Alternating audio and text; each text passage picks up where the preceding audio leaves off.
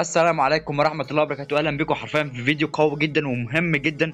النهارده لازما حرفيا انت تكون فاهم كل حاجة حصلت في اللعبة النهارده. فطبعا في تغيرات كتيرة جدا في الوقت الإضافي، وكمان حدث الهيرو نزلت معانا، وكمان الالتيميت توتي، وكمان باكجات كتيرة جدا نزلت معانا. فأنا جيت النهارده أقول لك جميع الإضافات اللي نزلت معانا وأشرحها لك بالتفصيل، وأخليك تكسب منها لعيبة 105 ولعيبة 106 بكل سهولة. ولكن قبل ما نبدأ لك اشتراك، عايزين نوصل 1000 مشترك إن شاء الله بشهر رمضان. وليتس جو على الفيديو. نبدأ بالصلاة على رسولنا الكريم محمد صلى الله عليه وسلم. مبدئيا كده نزل معانا الاول طبعا حدث الهيرو، نشرحه كده في السريع. طبعا بالعربي اسمه سجلات الايقونات. الحدث ده مكون من 4 اقسام عشان تستفيد منه اقصى استفاده، فهعرفك في الفيديو ده. ولكن معلومه قبل ما نبدا وقبل ما نعمل اي حاجه، اقوى لاعب في الحدث ده 105. تمام؟ يعني مفيش لعيبه هنا 106 ولاعيبه 107. انت شايف اي نعم هنا لعيبه 106 ولاعيبه 107، ولكن اللعيبه دي متطوره. يعني هازارد اصلا، هو هازارد 104 متطور رانكين لل 106. يعني لو بصيت عليه كده شايف بيقول لك 2، يعني هو اصلا 104 ونفس الطريقه على كل اللعيبه. فنشرح بقى في الحدث ده القسم الاول اللي هو تجميع الابطال، بيعرض لك فيه بس شويه فيديوهات ويعرفك القسم ده ويعرفك الاقسام اللي فيه.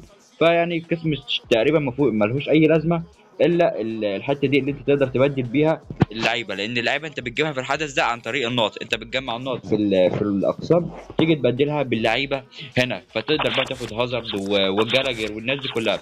فهازارد الاوفر الاصلي بتاعه اصلا 104، جالاجر الاوفر الاصلي بتاعه 103، استام اقوى واحد في الحدث الاوفر الاصلي بتاعه 105. انت لو بصيت عليها تلاقيه متطور واحد بس، فاستام اصلا 105، وده ان شاء الله انا هجيبه. توري 104، هاورد اضعف واحد 102، وكمان مايكون 104 ار بي. فتجيب بقى اللعيبه دي ازاي؟ مبدئيا كده كل اللعيبه دي عشان تجيبها لازم تبدلها ب 100 توكن.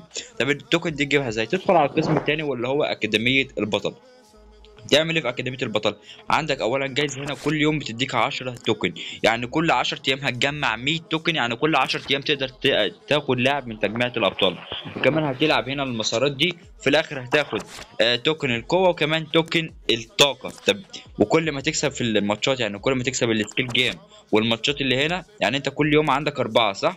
هنا سكيل جيم وهنا ماتش وهنا سكيل جيم تاني وماتش تاني. الهدايا دي طبعا دي ما بتتحسبش، كل ما تكسبهم بتتقدم هنا، يعني 4 في 10 يعني يعني بالظبط عشان تجمع ال 40 مهمة محتاج 10 أيام، لأن 4 في 10 ب 40، يعني اللي هو هتخلص المهام دي كلها بعد 10 أيام أول ما تخلص الماتشات دي كلها وأول ما تستلم الجايزتين دول. طب النقط دي تعمل بقى إيه؟ هتدخل بيها على تجربة البطل.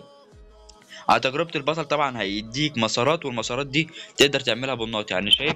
تبدأ بقى من هنا بالنقط، دي مجانية. تبدأ هنا مثلا تفتح ب5 نقط، هنا دي ببلاش تلعبها يعني.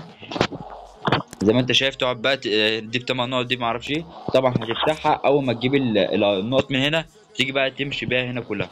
وكل ما تمشي زياده كل ما تفتح لك مكافآت من المكافآت دي. يعني انا الصبح عشان مشيت بس مكافئتين اتفتح لي ده، اللي هو تقريبا كان من باكج من 99 ل 104. فكل ما تمشي كل ما تفتح لك جوائز، واول ما تخلص المكافآت دي كلها هتستلم 3 نسخ ماسكرانو. وطبعا قسم سهل جدا، يا دوبك انت بتلعب هنا وتيجي تصرف النقط هنا.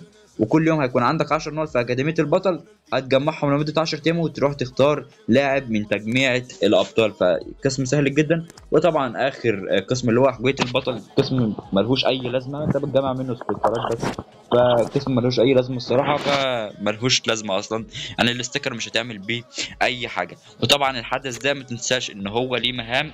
في المهام اللي هتدخل عليها طبعا هتلاقي هنا مهام، والمهام دي موجودة لغاية آخر اللعبة، لغاية ما اف سي موبايل 2025 2026 قصدي تنزل يعني. فاللعبه علقت معانا ما اعرفش ليه. المهم المهام دي اول ما تخلصها الصراحه مهام نوعا ما ملهاش لازمه، لكن في الاخر هتاخد الاستيكر ده الابطال المتميزين 25. طبعا في هيروز كتير هتنزل في الفتره الجايه، ولكن دول اللي موجودين دلوقتي. طبعا قبل ما ندخل على الالتيميت توتي برضو عندنا هنا في شويه حاجات في المتجر، زي ان الباكج اللي انا قلت لكم عليه ان هو هيكون اقوى باكج موجود في لعبه اف سمويل، ورسميا هو عامل 750 جنيه، وهو الباكج ده باقة ضمان التيميت توتي. بتديك لاعب مضمون من الالتيميت توتي اللي هو من 105 ل 107. ممكن يطلع لك صلاح، فيني، رودري، فان دايك، امبابي، بيلي، كارفاخال، صليبا، كول بالمر او جوارد او جرام اللي هو اللاعب ده جر... جرامي. المهم وكمان ايميليانو مارتينيز هيطلع لك لاعب من ال 11 لاعب دول. فالباكه الصراحه حلوه، لكن ما انصحكش ان انت تفتحها. انت ممكن تيجي تفتح باكه 3000 جوهره يطلع لك صلاح عادي، يطلع لك كرويف، يطلع لك فيني. فالصراحه ما انصحكش ان انت تشحنها. 750 جنيه نوعا ما غاليه شويه، الا لو انت بقى من اثرياء اللعبه يعني. فكده نكون خلصنا المتجر. وما تنساش ان انت تستلم ال 2500 جوهره اللي موجوده في الديفيجن رايفلز. بعد كده نرجع للمتجر. طبعا عندك هنا هتدخل على المقايضات وتدخل على الديفيجن رايفلز وتستلم 2500 جوهره، دي اللي بتتجدد معانا اسبوعيا. وكمان في جواهر تاني لو انت الدوري بتاعك كان متصنف وكنت في دوري اصلا والدوري بتاعك كان متصنف، هنا ال 2500 جوهره هتستلم الجواهر هتجيلك الجواهر هنا في البريد. طبعا انا استلمت عن نفسي، استلمت 7500 جوهره، كل واحد هيستلم جواهر مختلفه. فلو ما جالتلكش هتقعد مثلا 3 4 ساعات لغايه، ولو ما جالتلكش بقى يبقى الدوري بتاعك ما كانش متصنف. فطبعا دي لو انت اصلا كنت في دوري. والحاجه الجديده برضو اللي انا الصراحه ما رضيتش اصور اول ما الحدث ينزل، وقررت ان انا استنى شويه عشان الوقت الاضافي. طبعا باكات الوقت الاضافي نزلت متاخر شويه. نزل معانا باكتين جدد، باكه بتدي لاعب من 98 ل 103 ب 20000 نقطه، ولكن ممكن الحظ يضرب معاك ويطلع لك لاعب من 104 ل 107، دي قويه جدا. فهو هيديك لاعب من 98 ل 103، وممكن يديك معاهم لاعب من 104 ل 107. تعال كده نشوف نسبة ان هو اصلا يطلع لك لاعب 104 عاملة كام. شايف نسبة ان هو يطلع لك لاعب 104 ل 107 دي 2%. يعني انت كل مرة هتفتح هتطلع لك 4 لعيبة من دي، او هتطلع لك 3 لعيبة. وبنسبة 2% ممكن يطلع لك لاعب من 104 ل 107. ودي طبعا بتدي لاعب من 92 ل 107 ولكن ب 4000 نقطة. ودي طبعا دول اللي كانوا موجودين قبل كده. فكده نكون خلصنا الوقت الاضافي وكمان حدث الهيرو وكمان المتجر وكمان المهام. ندخل بقى على الالتيميت توتو عشان اخليك دلوقتي تستفاد منه اكبر استفاده. وكمان اخليك تستفاد من حدث التوت، لان مش الالتيميت توت بس اللي نزل فيه حاجات النهارده. طبعا نشرح الالتيميت توت الاول، بعدها ندخل على الحاجه الثانيه، الحاجه المهمه جدا اللي لازم تخلي بالك منها. فطبعا هنا الحته دي كلها ملهاش اي لازمه. يعني انت كل ما تدوس على لعيبه الوسط هيجيب لك لعيبه الوسط يقول لك دول عملوا ايه. يعني يقول لك بالمر ليه جابوه في تشكيله التوتي، رودري ليه، والكلام ده كله. يعني الحته دي كلها ملهاش اي لازمه. ندخل بقى في الحته دي مهمه جدا. مبدئيا كده الالتيميت توتي قاعد يعني هتفضل تلعبه لغايه ما حدث التوتو كله يخلص، اللي هو هيخلص بعد 3 اسابيع. فالمهام هينزلوا لك مهام كل اسبوع. دي المهام بتاعت الاسبوع ده. الاسبوع الجاي اللي هو يوم الخميس الجاي يوم 20 فبراير هينزل مهام جديده. يوم 27 فبراير كمان هينزل مهام جديده، اللي هو قبل رمضان ان شاء الله تقريبا بيومين او ب3 ايام حاجه زي كده يعني. فالمهم المهام دي كلها اول ما تخلصها، يعني انت تسجل 100 جون وتلعب 50 تمرير حاسمه وتاخد 5 حزم من المتجر، والحاجات دي كلها مهام سهله جدا هتخلصها اصلا وانت بتعمل المهام اليوميه عادي جدا. في الاخر تستلم باكه من 91 ل 107.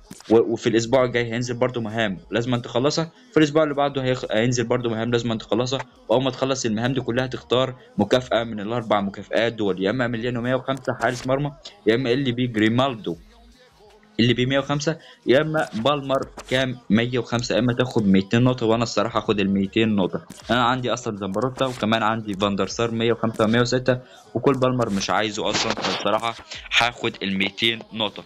قول لي برده انت تحت في التعليقات هتاخد مين من اللعيبه دي. وكمان في الطريق الايقونات نزل برده حاجه مهمه جدا، وهي الاسبوع الرابع والاخير من الطريق الايقونات. ما تنساش ان انت تفتحه. يعني تيجي هنا تدوس على الاسبوع الرابع هيبدا يجدد لك المكافآت ويجيب لك المكافآت بتاعه الاسبوع الرابع. طبعا انا عملتها الصبح وخلصتها كلها، وان شاء الله هوريها لكم في فيديو تفتيح الباكجات.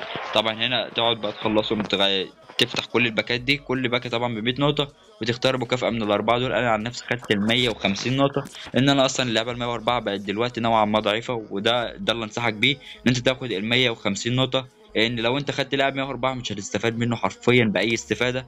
ويومين 3 بالكتير قوي هتفتح باكت 3000 جوهره وهتغيره من التشكيله بتاعتك. وبس بكده كنا وصلنا اخر الفيديو بتاعنا. اتمنى منك لايك واشتراك، عايزين نوصل 1000 مشترك زي ما قلنا قبل شهر رمضان. والسلام.